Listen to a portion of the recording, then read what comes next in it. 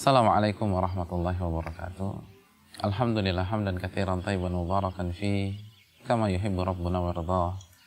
Wassalatu wassalamu ala nabiyyina Muhammad wa ala alihi wa sahbihi wa man sara ala nahjihi bi ihsanin ila yaumil amma ba'd. Saudaraku yang dirahmati oleh Allah Subhanahu wa taala. Pernahkah kita membeli sebotol air mineral seperti ini di sebuah warung kaki lima atau warung pinggir jalan? Saya ingin bertanya, berapa harga untuk satu botol aqua ini di sebuah warung pinggir jalan? Mungkin kisaran antara 2.000 atau 3.000 rupiah. Lalu pertanyaan kedua, pernahkah kita membeli air mineral dengan ukuran mili yang sama di sebuah bandara? Berapa harga yang harus kita bayar kepada penjualnya? Mungkin kira-kira 10.000 rupiah. Lalu pernahkah kita membeli air mineral dengan mili yang sama di sebuah restoran bintang 5? Berapa biaya yang harus kita keluarkan? Ternyata harganya melambung tinggi. Kita bisa mengeluarkan 20.000 rupiah untuk sebuah botol air mineral dengan mili yang sama. Pertanyaan, apakah rasanya sama? Ternyata rasanya sama. Botolnya pun juga sama. Apa yang membuat harga dan nilai dari air mineral tersebut melambung tinggi? Jawabannya adalah lingkungan. Ketika air mineral itu berada di lingkungan kaki lima, maka harganya pun juga kaki lima.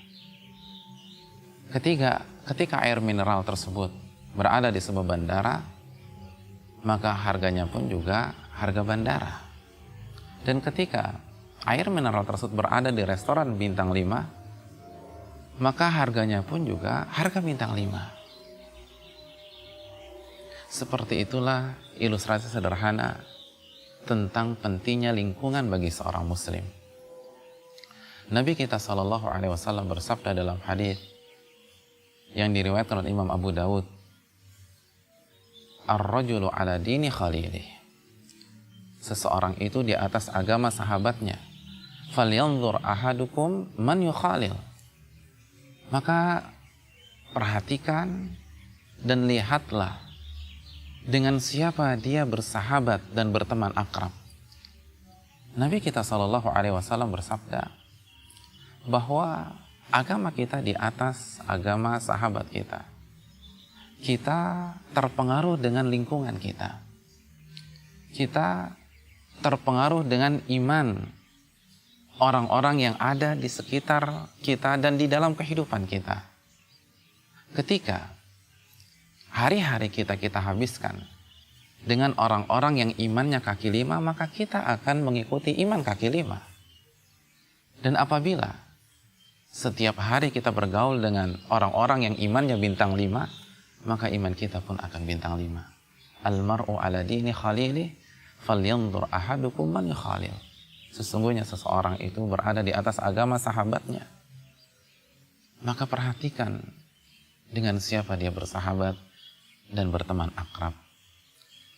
Lalu Nabi SAW pun bersabda dalam kesempatan yang lain, dalam hadis yang diriwayatkan Imam Bukhari, mathalul jalisil salihi wassauq kahamilil miski wa nafikhil kir. Perumpamaan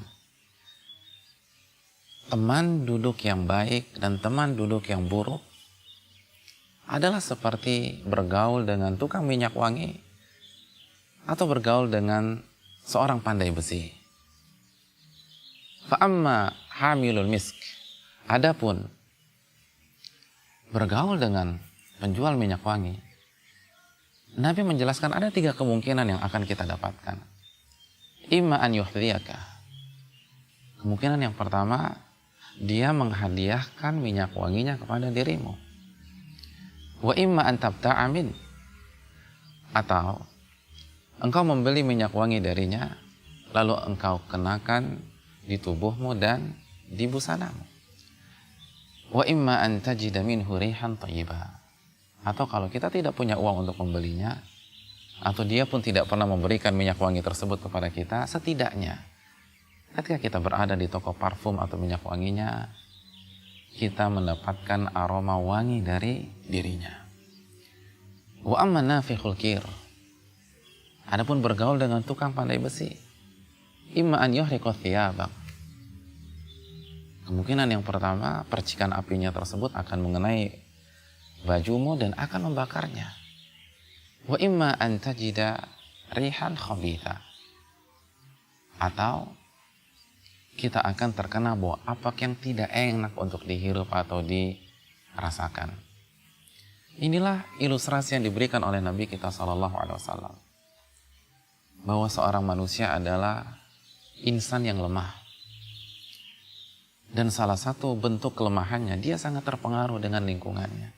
Oleh karena itu, saudaraku yang dirahmati oleh Allah Subhanahu wa Ta'ala, jika kita ingin menaikkan nilai iman kita dan memuncakkannya, lalu jika kita ingin menjaga keistiqomahannya, maka bergaulah dengan sahabat-sahabat yang baik.